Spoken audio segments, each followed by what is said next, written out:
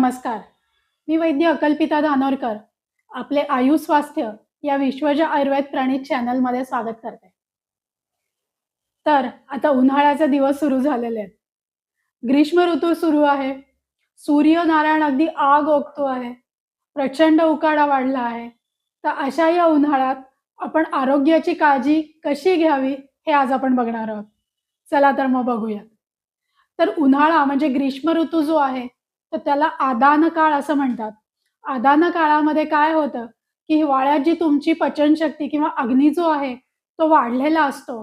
तो हळू कमी व्हायला लागतो. म्हणजे पचनशक्ती कमी होते आणि अग्नी जो आहे, तो हळू मंद व्हायला लागतो. तसंच शरीराचं बल जे आहे, तर त्याच्यामध्ये सुद्धा ऱ्हास होतो. म्हणजे शरीराचं बल जे आहे, तर तेही हळू कमी व्हायला लागलेलं असतं. बाहेर वातावरणात उष्णता तर खूपच असते. प्लस वृक्षगुण जो आहे, तर तो वाढायला लागलेला असतो. त्यामुळे वेळेला एकदम गरम वातावरण, वृक्ष, कोरडेपणा असा सगळीकडे वाढलेला असतो. त्यामुळे हा काळ जो आहे, तो वात संचयाचा काळ असतो. म्हणजे काय, तर ह्या काळामध्ये वातदोष जो आहे, तो शरीरामध्ये साचायला सुरुवात होत असते. तर बाहेरचं वातावरण उष्ण असल्याकारणाने वातदोषाचा प्रकोप न होता तो शरीरात साचून राहतो आणि पावसाळ्यामध्ये जेव्हा थंड हवा असते त्यावेळेला मग त्याचा प्रकोप होतो. तर हा काळ जो आहे तो वातदोषाचा संचयाचा काळ आहे. वृक्ष वातावरण बाहेर आहे आणि शरीरात पण वृक्षता जी आहे तर ती निर्माण होते. आणि उन्हाळा जो आहे तो तो शरीरामध्ये उष्णता वाढवतो. काही जणांचं पित्त जे आहे तर तेही त्यामुळे वाढण्याची शक्यता असते. तर आपण बघूयात, की सगळ्यात पहिले उन्हापासून कसं संरक्षण करावं? तर सगळ्यात पहिलं म्हणजे शक्यतो दुपारी 12 ते 4 ह्या वेळेमध्ये बाहेर जाणं जे आहे तर ते टाळावं. पण अगदीच शक्य नसेल, काही महत्त्वाचं काम असेल, ऑफिसचं काम असेल, मुलांच्या शाळा असतात, क्लास असतो. मग अशा वेळेला जर बाहेर जाणं झालं, तर शरीराचं डोकं जो आहे, तर ते पहिले कव्हर करावं. म्हणजे रुमालानी डोकं बांधून घ्यावं किंवा टोपी वापरावी. डोळ्यांसाठी गॉगल किंवा संरक्षक चष्मा येतो, तो वापरावा. त्यामुळे डोळ्यांचं रक्षण होतं. घरातलं वातावरण जे आहे, तर ते दुपारच्या वेळेला किंवा ऑफिसचं वातावरण जे आहे, तर ते दुपारच्या वेळेला थंड राहील असं बघावं. तर त्यामध्ये पडदे जे आहेत, तर ते ओढून घ्यावेत. त्यामुळे ऊन जे आहे, तर ते डायरेक्ट किंवा उन्हाची झळ जी आहे, तर ती डायरेक्ट न बसता त्यापासून संरक्षण होऊन घरातलं वातावरण थोडंसं थंड राहील. तसंच गरज असेल त्याप्रमाणे पंखा, एसी, कूलर हे जे आहेत, तर ते तुम्ही वापरू शकता. जर एसी वापरत असाल, तर एसीचं तापमान जे आहे, तर त्याच्यामध्ये आणि बाहेरच्या तापमानामध्ये खूप जास्त फरक नसावा. म्हणजे साधारण 22-23 डिग्रीपासून ते 26 डिग्रीपर्यंत जर तुम्ही ठेवलं, कारण बाहेरचं तापमान जे आहे, तर ते 35-40 पर्यंतही जातं. त्यामुळे थोडासाच डिफरन्स त्यामध्ये असावा, तर असं राखावं. तसंच एसीमधनं डायरेक्ट उन्हात जाणं टाळावं. तर एक नॉर्मल नेहमीच्या तापमानाची जी खोली आहे, तर एसीमधनं बाहेर येऊन थोडा वेळ तिथे थांबावं आणि मग उन्हामध्ये जावं. त्यामुळे काय होतं, की शरीराला थोडासा तापमान बदलासाठी वेळ मिळतो.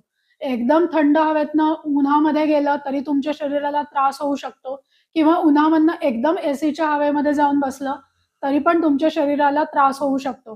त्यामुळे थोडंसं तापमान जे आहे शरीराचं, तर ते बदलायला वेळ द्यायला पाहिजे. तर ह्या पद्धतीने तुम्ही काळजी घेऊ शकता. तसंच आता आहारामध्ये तुम्ही काय बदल करावेत? तर सगळ्यात पहिले म्हणजे थंड पाणी जे आहे, तर ते वापरायला सुरुवात करायची आहे.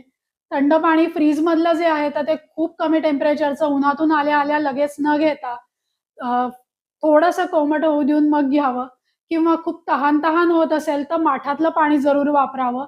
माठातल्या पाण्याने त्यात जर वाळा टाकला, मोगऱ्याचं फूल टाकलं, तर जी खूप तहान-तहान होते, ती कमी व्हायला मदत मिळते आणि माठाच्या पाण्याने तहानेची तृप्ती जी आहे, तर ती होते. त्यामुळे शक्यतो माठातलं पाणी जे आहे, तर ते वापरावं. वेगवेगळ्या प्रकारची रायती जी आहेत किंवा मुरांबा आहे, मेथांबा आहे, तर असं तोंडी लावणं जे आहे त्याचा आहारामध्ये जरूर समावेश करावा. एक तर त्याच्याने रुची उत्पन्न होते आणि दुसरी गोष्ट म्हणजे थोडी पचन जे आहे तर ते सुधारायला मदत मिळते. दुपारच्या वेळेला वेगवेगळी सरबतं जी आहे म्हणजे पन्हा आहे, कोकम सरबत, लिंबू सरबत, डाळिंबाचं सरबत अशी वेगवेगळी सरबतं जी आहेत, वाळ्याचं सरबत असं तुम्ही करून घेऊ शकतात. ज्याने उष्णता कमी व्हायला मदत मिळेल. फ्रूट ज्यूस जर वापरायचे असतील, म्हणजे कलिंगड, द्राक्ष, संत्री, मोसंबी यांचे रस वापरायचे असतील तर ते घरी काढलेले ज्यूस जे आहेत तर ते वापरावेत, साखर न घालता. सीझनमधली फळं जी आहेत जी ज्युसी फ्रूट आहेत म्हणजे कलिंगड, खरबूज, द्राक्ष, संत्री, मोसंबी यांचं सेवन आवर्जून करावं. सीझनमधलं फळ आंबा जे आहे, जे सगळ्यांना आवडतं, ते अंजीर याचाही माफक प्रमाणात उपयोग करून त्याचंही सेवन करावं. ऊसाचा ताजा रस आहे तो घ्यायलाही काही हरकत नाही. चरखातनं काढलेला जो लाकडी चरखातनं काढलेला ऊसाचा रस जो असतो, तर तो पित्तशमन करणारा आणि दाहशमन करणारा असा आहे. आणि लोखंडी चरखातनं काढलेला जो आहे, तर तो पित्त कमी करतो आणि उष्णता कमी करतो. तर ऊसाचा ताजा रस घ्यायलाही काही हरकत नाही.